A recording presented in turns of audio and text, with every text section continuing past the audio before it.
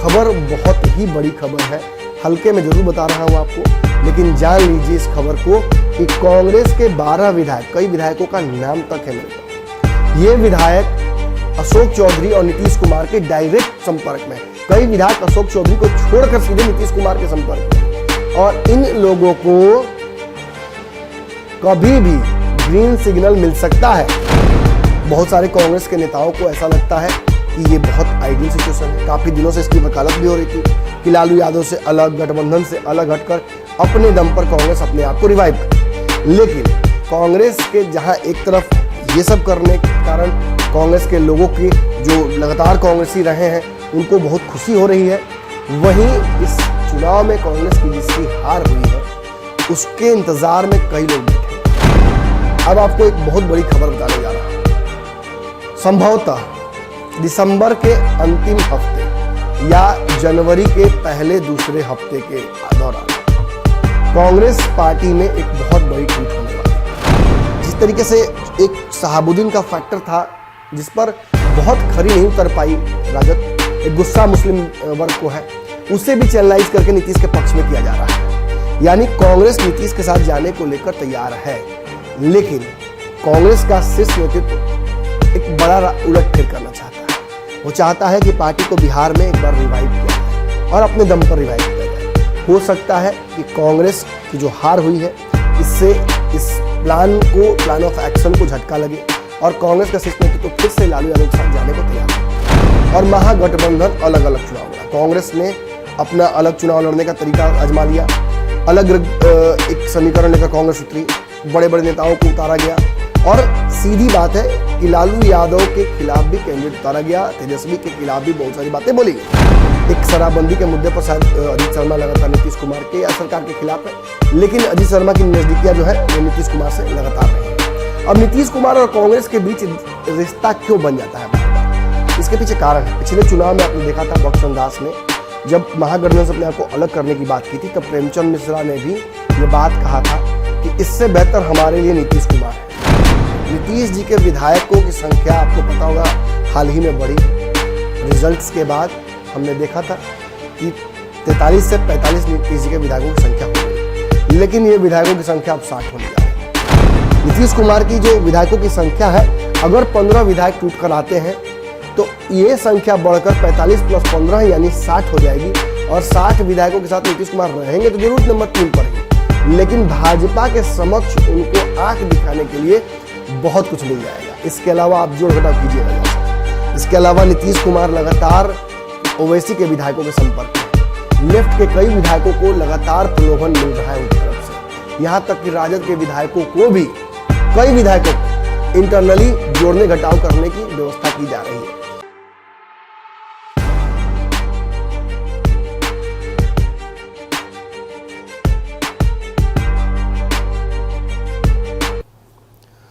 किस्तों में पढ़ रहे हो नज़रों की ये किताब, जैसे कि पकड़ी जाती है बिहार में शराब। नमस्कार, स्वागत है आपका पंचनामा में। पंचनामा में खबरों की चीड़फाड़ होती है। अक्सर ये चीड़फाड़ बादस्तूर चलता रहता है, लेकिन कभी कभी बीच में हॉल्ट लग जाता है, जैसा कि पिछले 2-3 दिनों से लग गया था।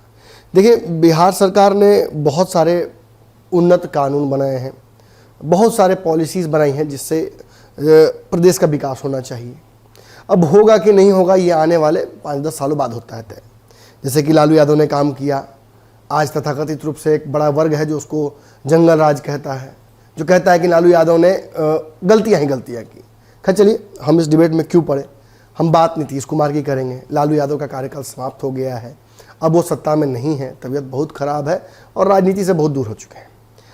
बात नीतीश कुमार की करेंगे, नीतीश कुमार के जोड़ घटाव की करेंगे, नीतीश कुमार के समीकरण की करेंगे। एक नया मेरे कानों तक खबर जो आया है, उस खबर के पीछे क्या चल रहा है, आखिर क्यों ये खबर मुझ तक बार बार आ रही है और इस खबर की सच्चाई क्या है, इसके बारे में भी चर्चा करेंगे। आपने देखा पिछले उपचुनाव में नीतीश कुमार ने दोनों सीटों पर बाजी मार ली और नीतीश कुमार के बाजी मारने से 43 से 45 हो गए, लेकिन सच्चाई यही है कि नीतीश कुमार 45 पर रुकने वाले नहीं हैं। नीतीश कुमार जब चुनाव हुआ था तो बहुत कम सीटें उनको आई थी, लेकिन तब से आप देखिएगा जुगाड़ तंत्र वो लगा रहे हैं। उपेंद्र कुशवाहा को अपने साथ किए। उपेंद्र कुशवाहा के पास एकमात्र विधायक उनके गठबंधन जो बना था चुनाव में, उसमें थे जमा खान, उनको अपने पाले में कर लिया। सुमित सिंह जो निर्दलीय चुनाव लड़े थे, उनको अपने पाले में कर लिया। नीतीश कुमार के करके अपनी ताकत बढ़ा रहे हैं, लेफ्ट के नेताओं से भी बातचीत कर रहे हैं, उनकी बात ओवैसी के विधायकों से भी हो रही है। बहुत जगहों पर उन्होंने ढेला फेंक रखा है। अब नीतीश कुमार का ढेला कौन मछली पकड़ लेती है और उसको मछली के साथ साथ क्या क्या आ जाता है, ये तो वक्त बताएगा। लेकिन एक चर्चा जरूर करना चाहूँगा। मुझे बहुत लोगों ने कहा है कि नमन जी आप क्यों शराबबंदी पर बोलते हैं, क्या फ़र्क पड़ता है, आपके बोलने से क्या हो जाएगा।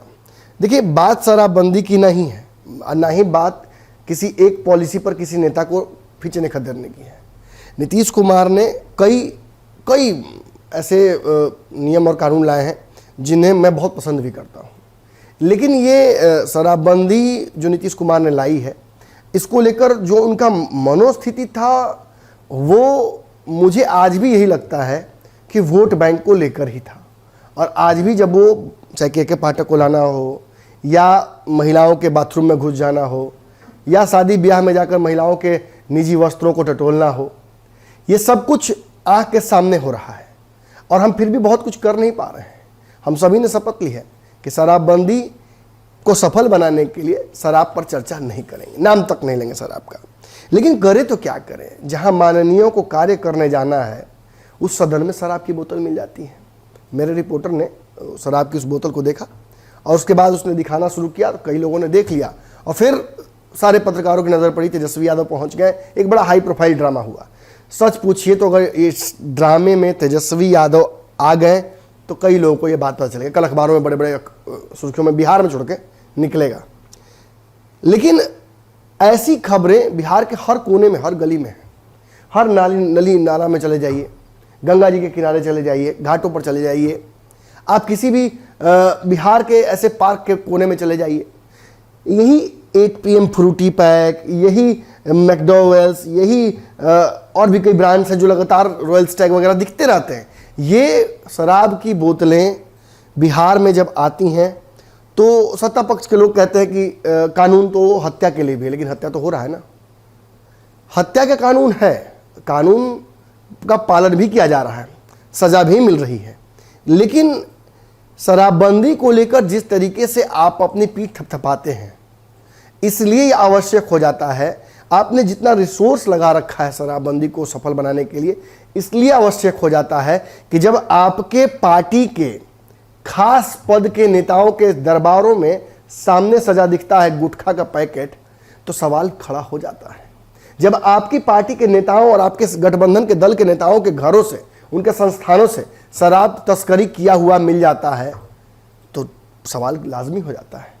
जब आपके अंगरक्षक, आपके निजी लोग, आपके OSD, इन लोगों के पास से जब शराब की बोतलें मिल जाती हैं, नशे में नाचते हुए तस्वीरें वायरल हो जाती हैं, जब शराब माफिया खुलेआम आपको चुनौती देते हैं और आप मिलते कहाँ हैं, कहीं नहीं हुआ, कहीं ऐसा नहीं दिखा गया। पिछले इतने साल के शराबबंदी में मैं ऐसी तस्वीरें खोजता रहा हूँ कि पुलिस ने रेड मारी हो, बड़े शराब माफिया को पकड़ने के लिए पुलिस ने दबिश बनाई हो और दूर दूर पकड़ने के लिए गए हो, राज्य के बॉर्डर को तोड़कर गए हो। एक ही घटना थी जिसमें एक जदयू का नेता था जो शराब का कारोबार में लिप्त था, उसे झारखंड से पकड़कर लाया गया था, अन्यथा ऐसा नहीं हुआ।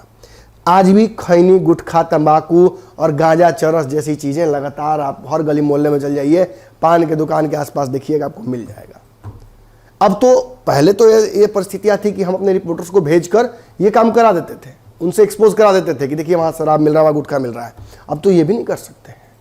अब तो नीतीश कुमार जी और उनके आसपास के लोगों ने जिस तरीके से धमका दिया है कि पत्रकारों की भी जांच होनी चाहिए, पत्रकारों के भी आगे पीछे देखना चाहिए। अब हमारे घरों में भी घुस कर और अगर कहा जाएगा कि बाथरूम खोलिए तो मारा फैटी ही ना होगा।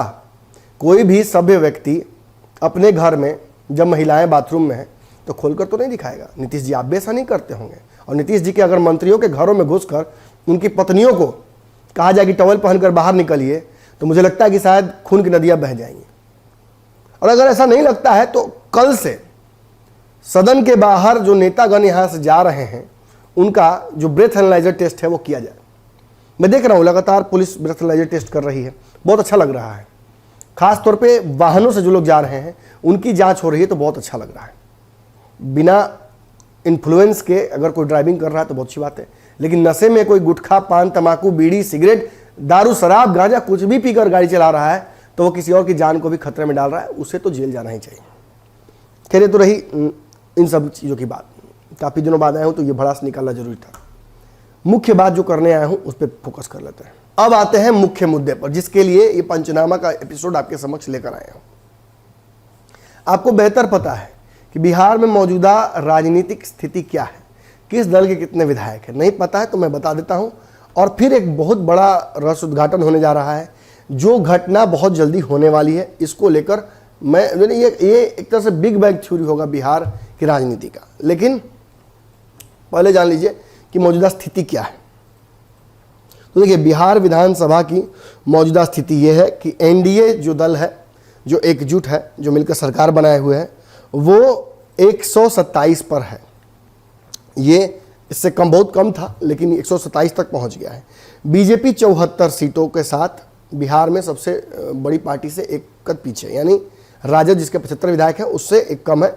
74 विधायकों के साथ भाजपा एनडीए में नंबर 1 है। जदयू 43 सीटों पर थी। 2 उपचुनाव की सीटों को जीतकर जदयू ने अपने जो सीटों की संख्या है उसे 45 कर लिया। हम के 4 विधायक हैं, यानी मांझी जी के 4 विधायक हैं। मुकेश सहनी के एक विधायक जो थे बेचहा के मुसाफिर बैठा, वो उनका निधन हो गया है, इसलिए उनका एक विधायक घट गया है और वीआईपी के 3 विधायक हो गए हैं। इंडिपेंडेंट 1 है। आपको पता है इंडिपेंडेंट विधायक नीतीश जी को समर्थन कर रहे हैं, 1 इनकी संख्या है। इसका कुल योग अगर एनडीए के विधायकों का करते हैं तो 127 होता है, यानी बहुमत का 122 का जो आंकड़ा है उससे 5 ज़्यादा। यानी इसको लेकर भी एक बड़ा खुलासा मैं करूंगा अगले पंचनामा में। एक बड़ा खेल इसमें भी होने जा रहा है। लेकिन एक बात स्पष्ट आ रहा है इसमें कि अगर हम चाहें, वीआईपी चाहें, तो सरकार गिराने की स्थिति में अब वो नहीं है। 4 विधायक हम के हैं, तो 4 विधायक अगर 127 में से घटाते हैं तो वो चलाता है 123, यानी मेजोरिटी वहाँ भी दिखती है।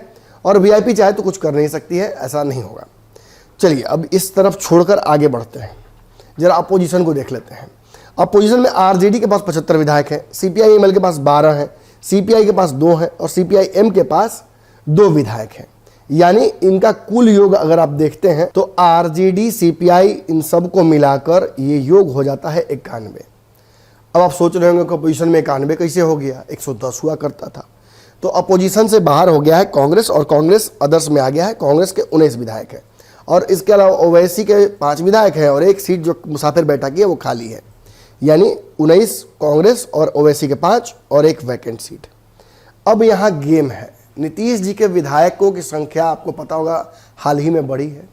रिजल्ट्स के बाद हमने देखा था कि 43 से 45 नीतीश जी के विधायकों की संख्या हो गई, लेकिन ये विधायकों की संख्या अब 60 होने जा रही है।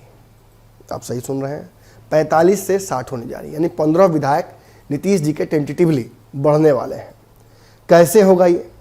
वर्तमान परिस्थिति में आप देख रहे होंगे जिस तरीके से उपचुनाव की सीटों को लड़ाई हुई, तारापुर को लेकर, तारापुर के बाद कुछ स्थान में लड़ाई हुई, और महागठबंधन अलग अलग चुनाव लड़ा। कांग्रेस ने अपना अलग चुनाव लड़ने का तरीका आजमा लिया, अलग एक समीकरण लेकर कांग्रेस उतरी, बड़े बड़े नेताओं को उतारा गया, और सीधी बात है कि लालू यादव के खिलाफ भी कैंडिडेट उतारा गया, तेजस्वी के खिलाफ भी बहुत सारी बातें बोली गई। अब कल ही मीटिंग हो रही थी कांग्रेस के सीएलपी लीडर के घर पे, हमने देखा कि स्पष्ट तौर पर उन्होंने कह दिया कि उनका रिश्ता अब राजद के साथ नहीं है। ऐसी स्थिति में कांग्रेस कहीं ना कहीं उस आयाम में चली गई है जहां से बिहार में वो अपने आप को फिर से मजबूती के साथ लाने के लिए कुछ कुर्बानियां देने को तैयार है। बहुत सारे कांग्रेस के नेताओं को ऐसा लगता है कि ये बहुत आइडियल सिचुएशन है। काफ़ी दिनों से इसकी वकालत भी हो रही थी कि लालू यादव से अलग, गठबंधन से अलग हटकर अपने दम पर कांग्रेस अपने आप को रिवाइव करे। लेकिन कांग्रेस के जहां एक तरफ ये सब करने के कारण कांग्रेस के लोगों की जो लगातार कांग्रेसी रहे हैं उनको बहुत खुशी हो रही है, वहीं इस चुनाव में कांग्रेस की जिसकी हार हुई है उसके इंतज़ार में कई लोग बैठे हुए थे। खास तौर पे एक बड़ा विधायकों का हिस्सा है जो इस इंतज़ार में बैठा हुआ था कि कांग्रेस अपने दम पर क्या कर पाती है, देख लेते हैं। तो कांग्रेस ने बहुत कुछ तो किया नहीं, यहाँ तक कि एक जगह तो चिराग पासवान ने ही कांग्रेस को दबा दिया। ऐसी स्थिति में कांग्रेस के भविष्य को लेकर संशय बन गया है। खासतौर पे जब कांग्रेस अभी भी चुनाव के बाद लालू यादव से अलग, उस वोट बैंक से अलग अपने आप को करना चाहती हैं। कई ऐसे विधायक हैं जो लालू यादव के नाम पर चुनाव जीत कर आए हैं। उन्हें लगता है कि अगर इस समीकरण में वो नहीं फिट बैठेंगे, अगर लालू यादव या तेजस्वी यादव का हाथ नहीं होगा तो दोबारा विधायक बनना संभव नहीं होगा। इसमें कई विधायक ऐसे हैं जो नीतीश कुमार के साथ जाना चाहते हैं। कई विधायकों का मैंने नाम आपको कई बार खुलेआम तौर पर बताया है, जिनका नीतीश कुमार से बहुत बढ़िया पड़ता है। कांग्रेस के आज भी कई नेता हैं, चाहे शकील खान हो या फिर सीएलपी लीडर ही हो अजीत शर्मा, सभी नीतीश कुमार की बड़ाई खुलेआम कर चुके हैं। एक शराबबंदी के मुद्दे पर शायद अजीत शर्मा लगातार नीतीश कुमार के या सरकार के खिलाफ है, लेकिन अजीत शर्मा की नज़दीकियां जो है वो नीतीश कुमार से लगातार रही हैं। अब नीतीश कुमार और कांग्रेस के बीच रिश्ता क्यों बन जाता है बार बार, इसके पीछे कारण है। पिछले चुनाव में आपने देखा था बख्शचंद दास ने जब महागठबंधन से अपने आप को अलग करने की बात की थी, तब प्रेमचंद मिश्रा ने भी ये बात कहा था कि इससे बेहतर हमारे लिए नीतीश कुमार है। कदवा के जो विधायक हैं शकील खान, उन्होंने तो ये भी कह दिया कि शराबबंदी हमारे इस्लाम के असूल के हिसाब से है, और शराबबंदी लागू करके नीतीश कुमार ने कहीं ना कहीं मुसलमानों से किया एक वादा पूरा किया है। और जिस तरीके से एक शहाबुद्दीन का फैक्टर था जिस पर बहुत खरी नहीं उतर पाई राजद, एक गुस्सा मुस्लिम वर्ग को है, उसे भी चैनलाइज करके नीतीश के पक्ष में किया जा रहा है। यानी कांग्रेस नीतीश के साथ जाने को लेकर तैयार है, लेकिन कांग्रेस का शीर्ष नेतृत्व एक बड़ा उलटफेर करना चाहता है। वो चाहता है कि पार्टी को बिहार में एक बार रिवाइव किया जाए और अपने दम पर रिवाइव किया जाए। हो सकता है कि कांग्रेस की जो हार हुई है इससे इस प्लान ऑफ एक्शन को झटका लगे और कांग्रेस का शीर्ष नेतृत्व फिर से लालू यादव के साथ जाने को तैयार हो जाए। ऐसी स्थिति में पार्टी के जो 19 विधायक हैं, जिनकी संख्या पिछले चुनाव में 27 थी, और 27 कब थी जब अशोक चौधरी बिहार कांग्रेस के अध्यक्ष थे। अब अशोक चौधरी जदयू के नेता हैं और नीतीश कुमार के कैबिनेट मंत्री हैं, एमएलसी उनके ही द्वारा रहमो करम पे वो बने हैं। अशोक चौधरी पुराने कांग्रेसी रहे, खानदानी कांग्रेसी रहे हैं, और अशोक चौधरी का इन्फ्लुएंस इस पार्टी पर, कांग्रेस पर आज भी है इंटरनली। यहाँ तक कि पिछली बार आपने देखा था बरबीघा के जो विधायक है सुदर्शन, उनको जदयू में उन्होंने एंट्री कराई थी चुनाव के वक्त पर, और उन्हें टिकट देकर वहाँ से जिताया भी था, या जदयू के टिकट पर वो विधायक है। ऐसी स्थिति में नीतीश कुमार ने और उनके आसपास के लोगों ने नीतीश कुमार की ताकत जो कम हुई इस चुनाव में, उसको बढ़ाने को लेकर कई समीकरण सामने लाए, जिसका एक हिस्सा लव कुश है, जिसका एक हिस्सा ललन सिंह है, जिसका एक हिस्सा कांग्रेस भी है। अशोक चौधरी को शुरू से ये काम दिया गया था कि राजद और कांग्रेस के विधायकों को, चूंकि महागठबंधन को एक समय में वो संभाल चुके हैं, उनको अपने पाले में करें और बड़ा टूट करने की कोशिश करें और नीतीश कुमार की ताकत को बढ़ाने की कोशिश करें। लेकिन आपको अच्छे से पता है कि किसी भी दल से विधायकों को तोड़ने के लिए आपको 2/3 उन विधायकों की संख्या को अपने पाले में करना होगा। अब चूंकि 19 विधायक हैं कांग्रेस के, और 19 का 2/3 जो होता है वो लगभग 12 पॉइंट समथिंग होता है, यानी 13 विधायक। अब आपको एक बहुत बड़ी खबर बताने जा रहा हूं। संभवतः दिसंबर के अंतिम हफ्ते या जनवरी के पहले दूसरे हफ्ते के दौरान कांग्रेस पार्टी में एक बहुत बड़ी टूट होने वाली है। कांग्रेस पार्टी इसको लेकर मंथन भी शुरू कर चुकी है। 12 विधायक कांग्रेस के ऐसे हैं जो नीतीश कुमार के साथ जाने को बिल्कुल तैयार हैं, अशोक चौधरी के संपर्क में हैं। ये खबर बहुत ही बड़ी खबर है, हल्के में जरूर बता रहा हूं आपको, लेकिन जान लीजिए इस खबर को कि कांग्रेस के 12 विधायक, कई विधायकों का नाम तक है मेरे पास, ये विधायक अशोक चौधरी और नीतीश कुमार के डायरेक्ट संपर्क में। कई विधायक अशोक चौधरी को छोड़कर सीधे नीतीश कुमार के संपर्क में है, और इन लोगों को कभी भी ग्रीन सिग्नल मिल सकता है। लेकिन चूंकि जो दल बदल कानून है उसके तहत 2/3 संख्या इसकी होनी चाहिए, एक विधायक नहीं मिल रहा था, जिसके कारण ये मामला रुका हुआ था। अब खबर यह है कि वो एक विधायक भी खोज लिया गया है। बहुत जल्दी मैं आपको उस एक विधायक का भी नाम बताऊंगा। बड़ी बात यह है कि उस एक विधायक के साथ 3-4 विधायकों के होने की बात चल रही है, यानी 12 लोग बिल्कुल ही तैयार हैं 19 में से कांग्रेस पार्टी को छोड़कर नीतीश के साथ आने में। और इसके अलावा कई लोगों का नाम चल रहा है जो कि उस एक विधायक के साथ है जिसे मना लिया गया है, और वो उन 3-4 विधायकों के साथ, चाहे संख्या जितनी भी हो या चाहे अकेले भी हो, वो आने को तैयार हो गए। यानी दल बदल कानून के तहत ये अपराध नहीं होगा और किसी भी विधायक का जो कहा जा सकता है विधायकी रद्द नहीं होगी, उन पर कोई एक्शन नहीं ले पाएगी पार्टी। ऐसी स्थिति में कांग्रेस पार्टी का ये जो टूट है, ये नीतीश कुमार के लिए संजीवनी के तौर पर काम कर सकता है। इस पर हम आगे और विश्लेषण करेंगे कि आखिर इससे नीतीश कुमार को फायदा क्या होगा। तत्कालीन फायदा तो नीतीश कुमार को यह हो रहा है कि भाजपा के समक्ष उनकी ताकत, जो कि उपचुनाव में काफी बड़ी है, वो 2022 के जो यूपी चुनाव है उसके समकक्ष में बहुत बढ़ जाती है। नीतीश कुमार की जो विधायकों की संख्या है, अगर 15 विधायक टूट कर आते हैं तो ये संख्या बढ़कर 45 + 15 यानी 60 हो जाएगी और 60 विधायकों के साथ नीतीश कुमार रहेंगे तो जरूर नंबर 3 पर ही। लेकिन भाजपा के समक्ष उनको आंख दिखाने के लिए बहुत कुछ मिल जाएगा। इसके अलावा आप जोड़ घटाव कीजिएगा जैसा है। इसके अलावा नीतीश कुमार लगातार ओवैसी के विधायकों के संपर्क में है। लेफ्ट के कई विधायकों को लगातार प्रलोभन मिल रहा है उनकी तरफ से, यहाँ तक कि राजद के विधायकों को भी, कई विधायकों को इंटरनली जोड़ने घटाव करने की व्यवस्था की जा रही है। बात यहाँ ओबीसी जनगणना की भी है। ओबीसी जनगणना पर जिस तरीके से नीतीश कुमार अगला स्टैंड लेंगे, भाजपा पर जिस तरीके का दबाव बनाएंगे, ये तय करेगा कि किस तरह से वो तेजस्वी यादव, लालू यादव की जमीन को भी खिसकाने का काम करेंगे।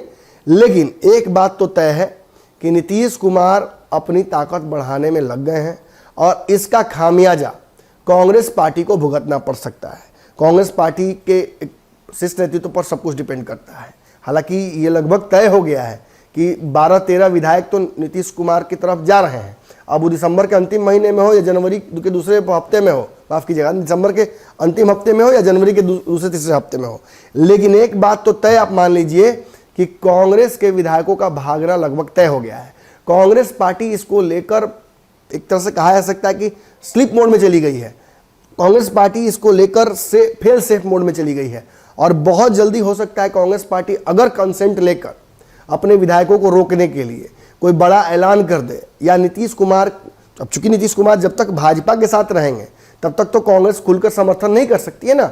ऐसी स्थिति में कांग्रेस पार्टी भी बड़ी बुरी स्थिति में फंस गई है। चाह कर भी वो नीतीश का खुला समर्थन नहीं कर सकती है। विधायक भाग जाएंगे तो उन्हें रोक नहीं पाएगी। ऐसे में कांग्रेस पार्टी बहुत बुरे दौर से गुजर रही है और लालू यादव से अलग हटने के बाद कहा जा सकता है कि कांग्रेस के लिए बहुत कुछ बिहार की राजनीति में अब बचा नहीं है। अब देखना यह होगा कि ये जो इनपुट मुझे मिला है बहुत करीबी विश्वास सूत्रों से, ये कितना सटीक हो पाता है। चूंकि पिछला इनपुट जो उपेंद्र कुशवाहा को लेकर मैंने आप लोगों को दिया था वो सही निकला था, लोजपा को लेकर हमने जो प्रेडिक्शन किया था वो सही निकला था। अब इंतजार है कि कांग्रेस पार्टी को लेकर जो बड़ा प्रेडिक्शन हुआ है इसका क्या असर पड़ता है। हम बहुत जल्दी इसको लेकर विश्लेषण करेंगे कि नीतीश कुमार को इसका फायदा क्या हो सकता है। लेकिन फिलहाल आज के पंचनामा में इतना ही। एक जोड़ घटाव करके नया समीकरण जो सामने आ रहा है, जो कि हमारे सामने बहुत तेजी से आ रहा है, उसे आपके सामने उपस्थित करने की मैंने कोशिश की थी। उम्मीद है आपको ये पंचनामा अच्छा लगा हो। पंचनामा की श्रृंखलाएं इसी तरह से आती रहेंगी अगर आपका प्यार और स्नेह मुझे मिलता रहेगा। बहुत बहुत धन्यवाद।